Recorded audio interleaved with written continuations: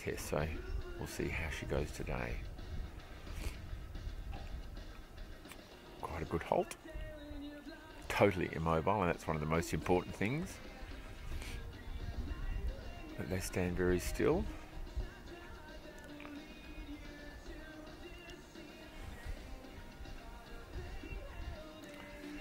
It's interesting over the years how this horse developed such a beautifully strong back and a very uphill and super trot. Good extension. And he's always very nice in the contact. It looks like that if you took the rider off or you made her let go of the reins, he would stay in a very, very similar frame. That's super.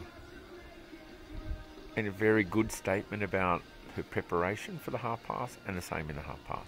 That's great. That's very good half pass. A little bit quarters, trailing for a few steps towards the end, but really nice.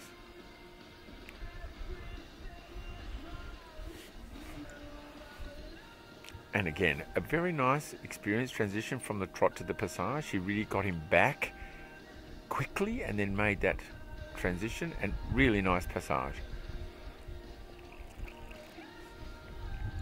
This horse suits the Grand Prix. He has very good, now you watch she'll collect him and get him back to the right kilometres an hour, woo. And then you can see then from the woo to the up. You can't sort of blend it in and get it muddled together. It's got to be very distinct. Collected trot, passage. Now from here to trot, collected trot, you can see it flatter and more ground cover. Now the half pass. And if it's a shame we're not directly behind, you can also see that he sort of wraps himself around Kerry's inside leg, the right leg, so he's bending in the middle. He's not pushing his ribs at her and not showing the elastic flexibility of his back and body. Nice clear transition again to passage, and it's wonderful passage.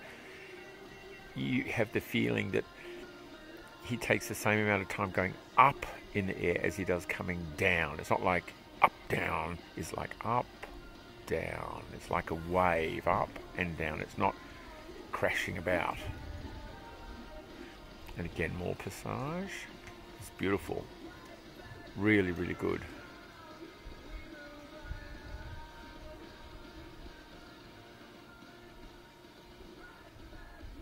And straight again, that clear, lovely transition, like they sort of melt down into the extended walk.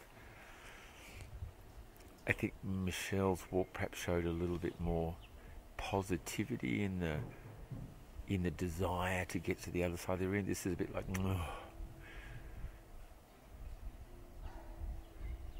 But after all that extended trot, passage and half pass and hard work, the extended walk is a good time for any horse to take the time to catch their breath and relax, and that's what it's supposed to be.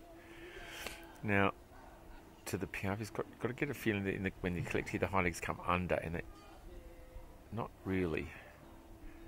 And again, you want to see the front legs higher than the back legs, and that's what happens. There's a mark for the transition, and there's a mark for this passage. So you try very hard to get the piaffe, and you think, oh yeah, that might have been a little bit better, and then you mess up a transition and the beginning of the passage. So there's going to be, for a little better piaffe, you're going to lose marks. Oopsie. That's not going to help her plight at all. And then it was good, huh? But the trouble is the damage is done. You know, that running, you will not get a mark for the second piaffe because the judges mark the first attempt. You can't start something, then run backwards like you did, and then go back and do it again. You won't get a mark for the second attempt. They mark the first attempt. So even though the second piaffe was way better than the first, it won't be a good mark. Now what she has to do is be like Nadal and forget the double fault and get on and serve an ace. So you've got to make certain that you forget your mistake and get on with it. It's got to play catch up now. So it's got to finish this with the quarters there, change the flexion.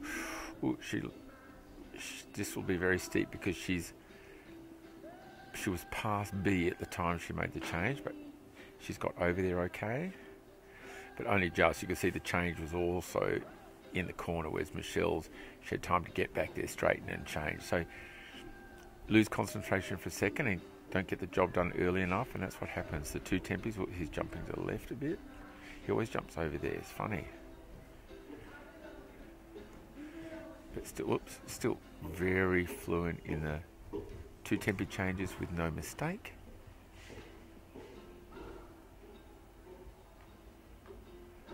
Now the one tempies, I won't jinx you, Kerry.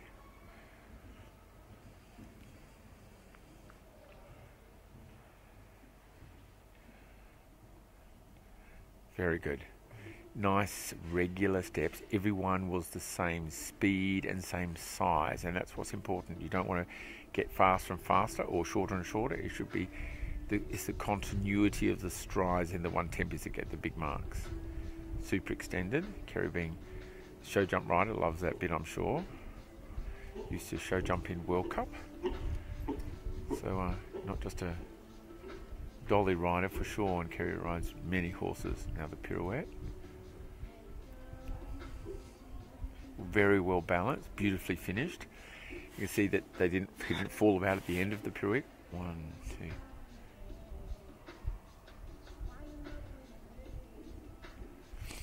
I lost concentration for the first one, so you guys probably know what happened.